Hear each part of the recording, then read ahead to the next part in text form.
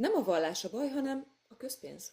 Az elmúlt években számos... Ja, hát az egyházban is a júdások szoktak aggódni azért, hogy a pénz hova kerül, és miért nem a szegényekre költik.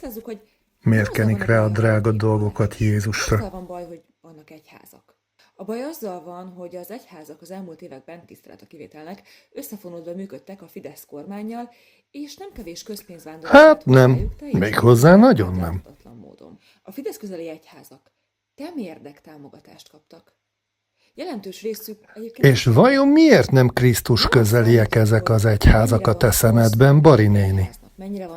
Csak Iványi Gábor kaphat 15 milliárdot, amivel tartozik is? Azt hiszem, hogy talán itt most mindannyiunknak eszébe jutott Iványi Gábor, aki az elmúlt években talán a legtöbbet tette a magyarországi hátrányos helyzetű vagy szegény sorsú emberekért. Attól, hogy Iványi nagyon szegény embereket és gyerekeket használ, közben pedig az SZDSZ-nek és más ellenzéki dolgoknak ír, meg oszt vissza pénzt, az nem azt jelenti, hogy ő egy nagyon-nagyon szipi-szupi jó ember. Nagyon megtévesztő látszat 200 szegény embert megetetni, miközben 15 milliárd meg szépen elúszik és adósságban van, és olyan embereknél bukkan fel, akik most például eddig ellenzékben voltak. Ez a visszacsorgatás, Bari néni. Átláthatóan kellene történnie.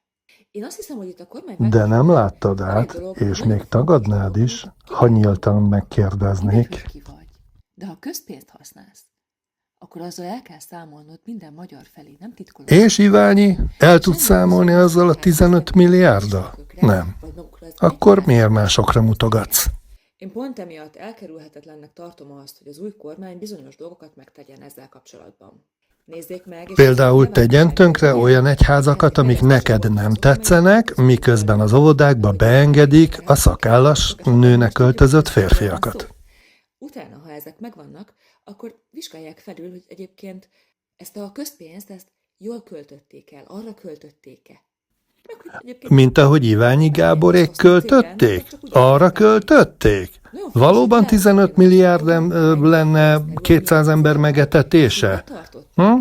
Meg 14 óvodás megetetése? És talán azt is érdemes lenne tudni, hogy milyen feltételekkel kerültek ugye oda ezek a pénzek, mert nagyon sok esetben erről is mély hallgatás van.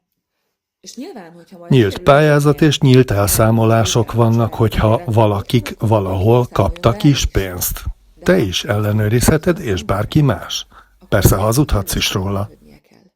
Mert a közpénz, az nem a Fidesz pénze volt, hanem mindannyiunk pénze. És most ez részemről nem a vallás... Bari néni, ami nem a pénztárcádban van, ami nem a számládon van, az nem a te pénzed. Próbáld csak használni. Szerintem tolvajlásért le fognak csukni. Kommentek tetszenek ilyenkor, azokat úgy értékelem. Na mindegy, szóval, hogy nem egyház ellenességből mondom ezt, hanem egyszerűen azért, mert... Hát pedig ezt az egyház ellenességet most már nagyon nehéz lenne letagadnod. Főleg akkor, amikor az elmúlt 16 évben oktatásra, egészségügyre, nagyon fontos dolgokra nem volt közpénz.